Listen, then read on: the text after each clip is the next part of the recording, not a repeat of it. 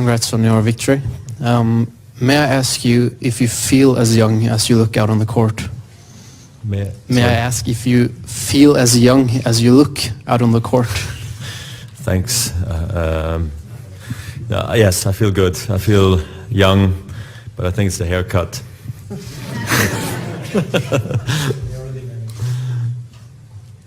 Roger, you were on fire from the first. You were on fire from the first point to the last point. Can you just give us your views on the way this match went and your excitement at the end when it was finally done? I mean, there is a lot that goes into a match like this. I spoke at length to the team before, probably over an hour 15, about all the different possibilities, about what can happen. They told me what they think is going to happen. We shared those feelings, and when you walk out, you just don't know if any of it is going to work out or come the way it will. And I felt from the get-go I actually had good rhythm off the baseline and on the serve, and that I felt like he was living dangerously if he was not going to play great tennis, and that was a good feeling to have. But then again, that doesn't mean much, because Novak has done an unbelievable of a job in his career to find ways, to either make you play bad or to just be better on the day, or squeeze another victory out like the way he did at Wimbledon. So I knew the beginning wasn't key, but I knew it was important, and I had a great run on the serve as well throughout, I think, that first set, and I was able to keep the pressure going and mix up my game, because he was playing incredibly aggressive at one point midway through the first set, which surprised me a little bit. So I think things just worked very well for me tonight. It was one of those nights where I was clear in the game plan. I got what I kind of expected, and it was a great feeling at the very end, and the reaction showed. Roger, great performance tonight again. Talking about winding back the years, I'm sure you're aware that the last time you beat Novak was here in 2015, and have the ghosts of that Wimbledon loss disappeared now? Well, they were never really there. There was some press guys that made that up.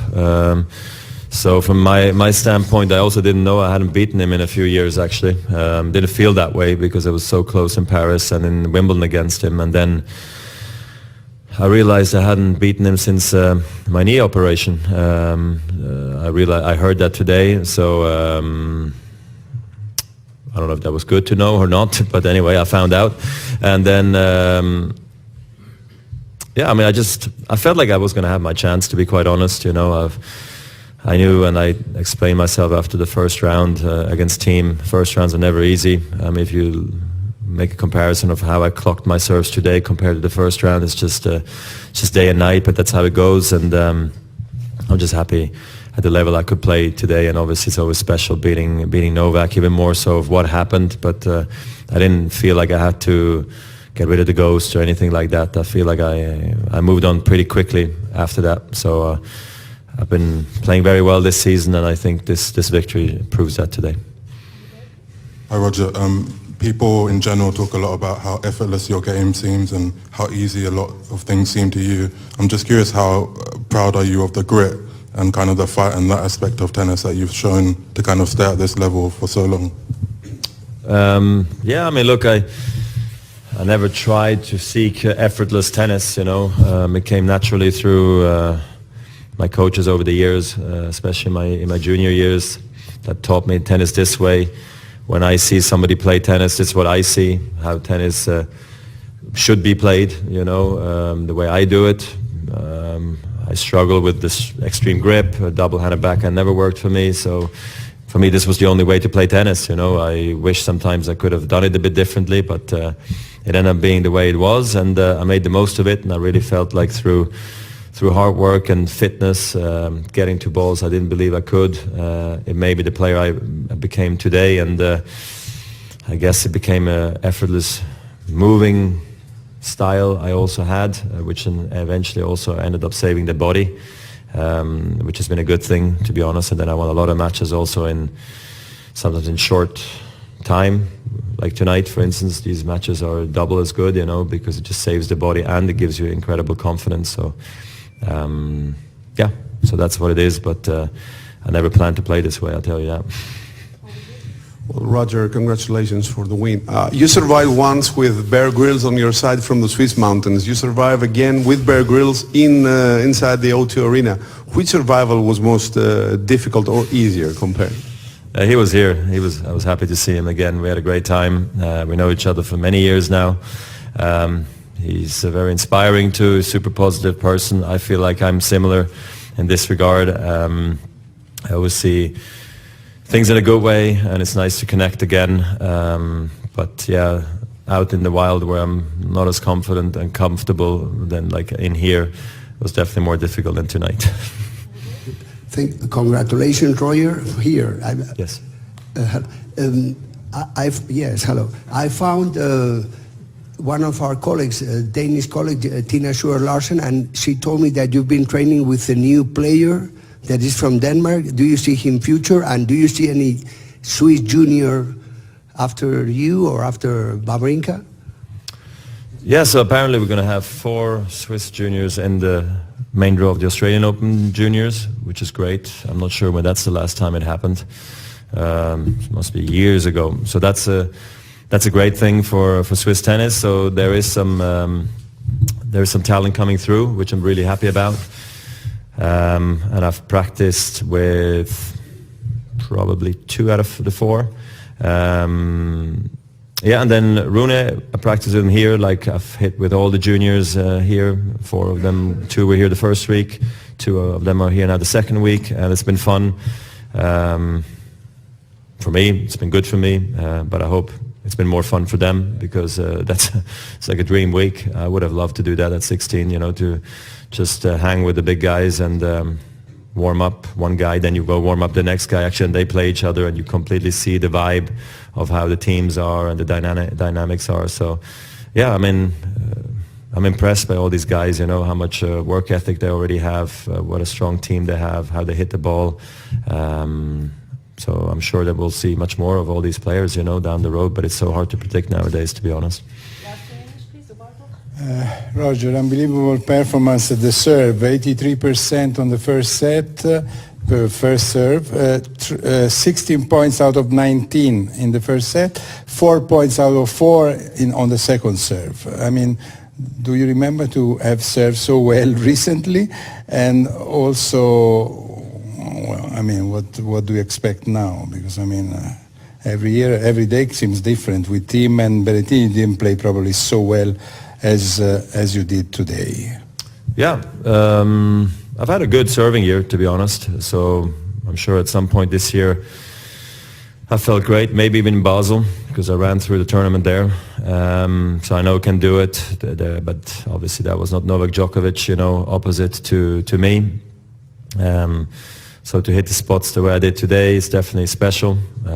Also just to be strong on the shot that comes right after, and then being able to also produce good returns, because I thought I actually returned also really well today. I made a lot of returns, and then when I was in the rallies, he felt like the need to play extremely aggressive, because if he didn't, I was always going to take a big cut at the ball. So no, it was a great match. Yeah, the serve stats are clearly key to either hang with him or beat him. I did that in Paris. I did that in Wimbledon. Actually, I hardly got broken in those matches too. And again tonight, so against Novak, it seems to work well on my serve. And it's just a matter of sometimes having better returning days. And Cincy was terrible for Cincy when I played him. But sometimes it's just also the feel of the moment. And today was definitely a good one.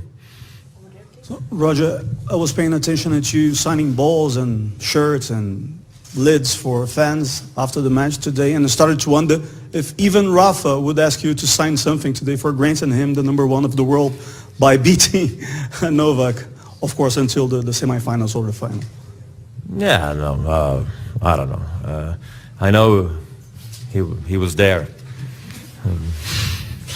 but anyway, I'm sure he was watching. But I've been there before, so at the end of the day, I'm trying to play a good tournament myself.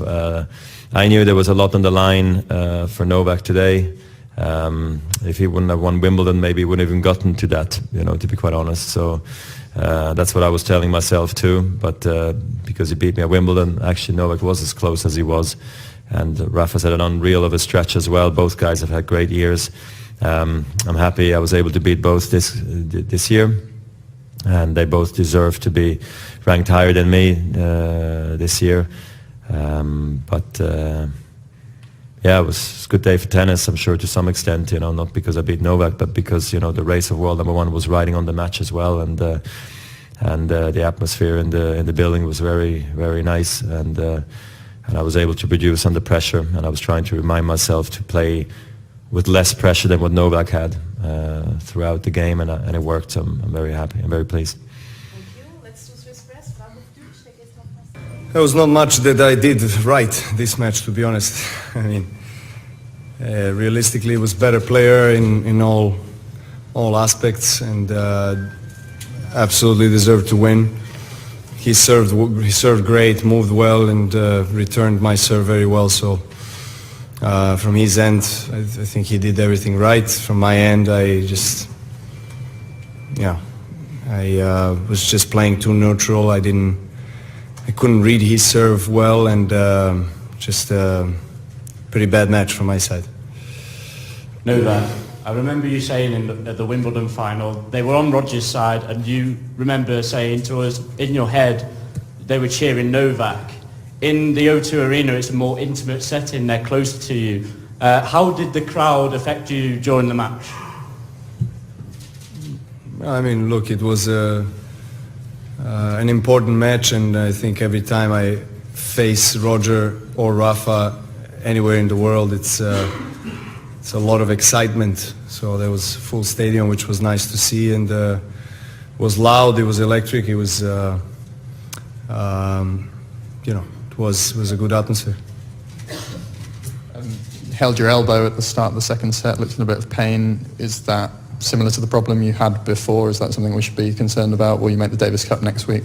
From your sort of unique vantage point, how extraordinary is it that a guy can play like that at 38? And you said at the start he was moving incredibly well. And in other sports like football, usually say at 38, people can't move as well. I mean, do you ever think to yourself, how is he playing so well at this age?